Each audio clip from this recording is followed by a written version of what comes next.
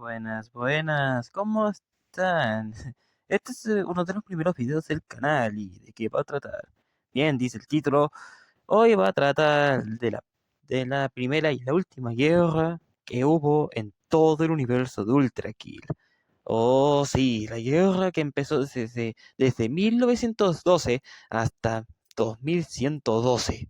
Un conflicto que duró 200 años del cual casi nos extinguimos, pero realmente, y siendo sinceros, ¿cómo sucedió todo esto? ¿Qué pasó antes de que sucediera algo tan masivo? Bien, esta es la introducción y tengo que avisarle algunas cosas. Si bien trata de la guerra que sucede en Ultra Kill, no es tal cual como se dice en el juego, porque esto es una especie de variación, un pequeño fanfic que se inspira del mismo conflicto para hacerlo más interesante. Y también esta serie se va a tratar bueno, década a década de lo que sucedió durante todo este largo de 200 años de conflicto. Y este es uno de los ejemplos, desde 1900 hasta 1912, con uno de los proyectos que cambiaría toda la historia, producto de uno de los genios de su momento, Yakovlev Brakov. Este tipo es un ingeniero ruso, pero antes de que nos vayamos a meter, ¿qué pasaba en la Europa de esos años? Bueno, antes de la paz armada, que eso es un concepto interesante, veamos qué pasó en la segunda gran revolución industrial o la primera revolución tecnológica. Por allá de a finales de los años de 1800 y principios del siglo XX, la segunda revolución industrial fue un poco más explosiva de lo que fue en realidad. ¿Y esto qué quiere decir?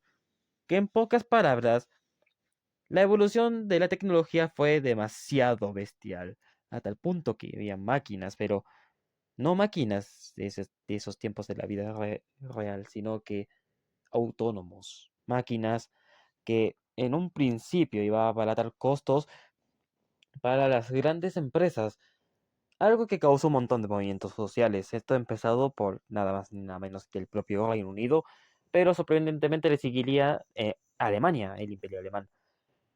Estas máquinas al inicio eran, como dije, para reemplazar obreros, para hacerlo más barato, movido principalmente por las empresas, aunque luego fue movido por varios gobiernos, haciendo un estándar. Y para la época, que estamos hablando de inicios del siglo XX, el trabajo era casi una parte vital de la vida de los ciudadanos comunes. Así que ver que una máquina sin emociones, sin vida, sin algo realmente que, que lo haga un ser humano, lo haga automatizado, sin pedir nada, sin pedir sueldo, sin pedir comida, fue algo que les tentó a muchas empresas. Y como no, sería bastante tentable incluso para hoy, pero para esa época era bastante horroroso. Pero aún por más protestas fuertes que hicieran, por más disturbios que hicieran para intentar evitar el dichoso problema, nada cambió. Todo siguió igual, todo empezó a seguir avanzando hacia la automatización. Pero, ¿de dónde viene la idea de una de las construcciones de las primeras máquinas de esta historia?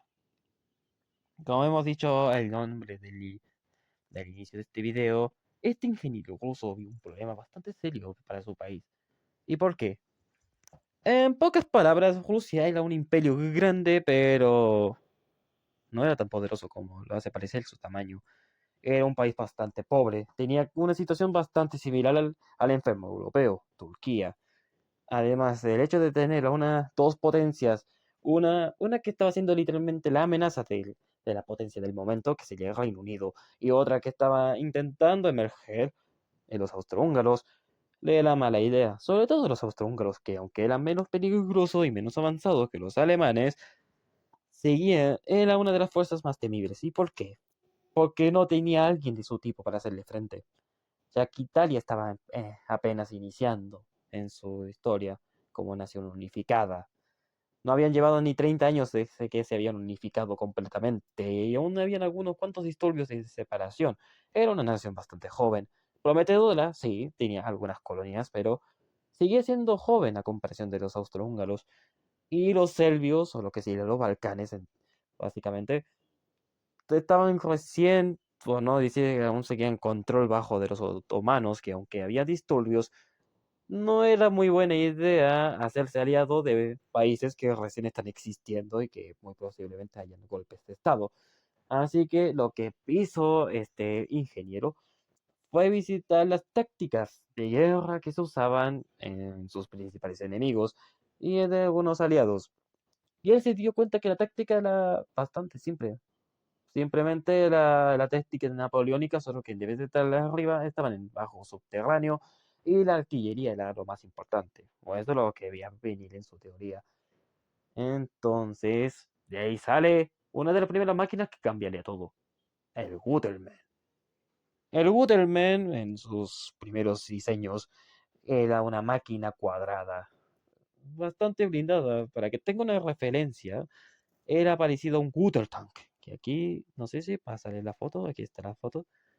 Bueno, se veía algo parecido, solo que más cuadrado y más chapado. O sea, tenía tornillos en su placa de metal.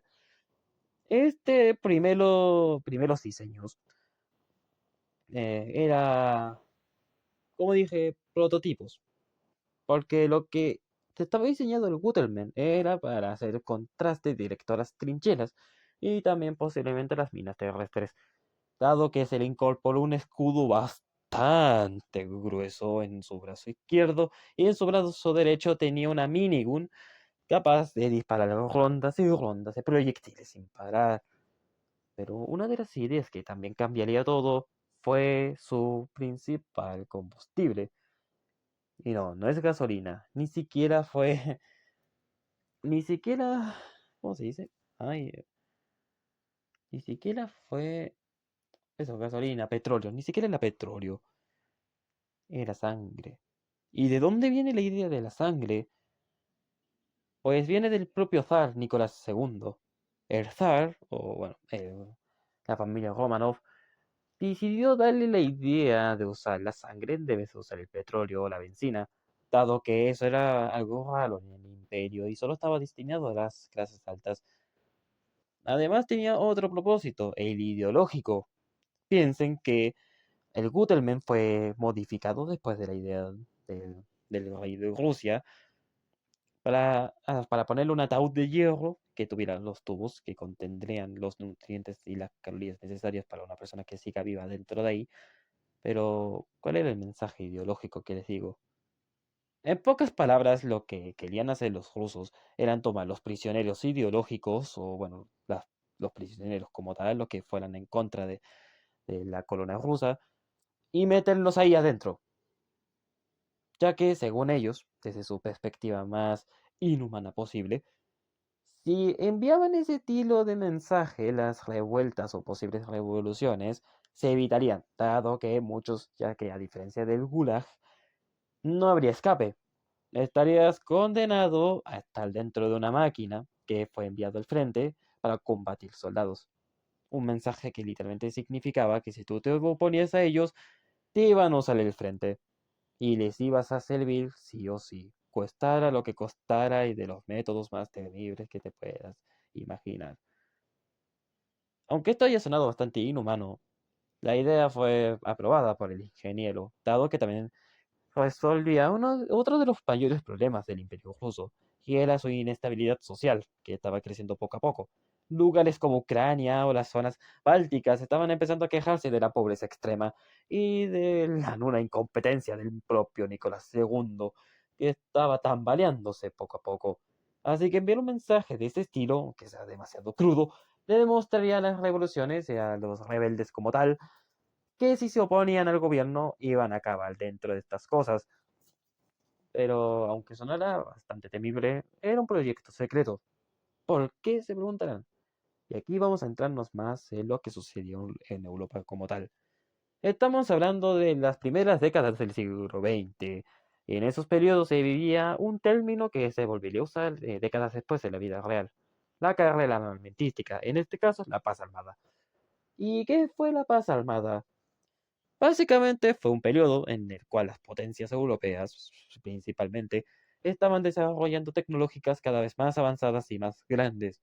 Veas un ejemplo, los barcos, que pasamos de usar barcos de vela y de vapor a verdaderos acorazados en pocas décadas. Ese sería un ejemplo más directo. ¿Y qué sucedía? Bueno, que lo que sucedió, la guerra franco-prusiana, en el cual los prusianos, o los alemanes, mejor dicho, le ganaron de forma aplastante a uno de los mayores ejércitos, y uno de los mejores también, de la región, Francia, en poco más de 2 años. Por lo que la situación era un poco tensa y lo que sucedía en el colonialismo de África solo lo ponía un poco más agitado el asunto. Además, muchas de estas potencias, tanto los alemanes, los franceses, los británicos, los austrohúngaros, incluso los italianos, querían probar sus nuevos juguetes, que estaban avanzando cada vez más y más. El nacionalismo era bastante grande y el ego de estas potencias también, así que sería una malísima idea que en un estado así en mejoría constante y que más encima los alemanes sean tan industrializados en comparación de los rusos y que los austrohúngaros no tengan una competencia como tal, tenía que mantenerse este proyecto secreto porque nadie sabría, porque, bueno, no sabrían que podrían hacer dichas potencias que están mejor industrializadas que los rusos y podrían sacar algo peor que el Guterman o algo mejor que el Guterman. Con peor me refiero a que sea más destructivo o mejor que sea más sofisticado. Así que lo importante era mantener el arma secreta hasta que sea absolutamente necesario y se lanza al frente. Dicho robot empezó a producirse por allá de 1908, 1907, en estos periodos, cuando se empezó a probar el proyecto final, o sea, el diseño final, que a pesar de que al inicio era cuadrado, ahora era un poco más redondo, tenía un vientre más así como bulto, como si estuviera medio embarazado, para que entiendan. Y bueno, el proyecto Gutenberg fue lanzado, pero ahora sí, ¿qué pasó? En 1912, exactamente el 6 de junio de 1912, minuto a minuto, que el suceso, que aunque podría sonar bajo, desencadenaría uno de los conflictos más poderosos y destructivos y largos de la humanidad. Eso lo verán en el siguiente episodio. Y bueno, gente, esperemos que les haya gustado el video. Oh, se andan matando. Eh, no sé qué opinen. Esta es una introducción a la serie.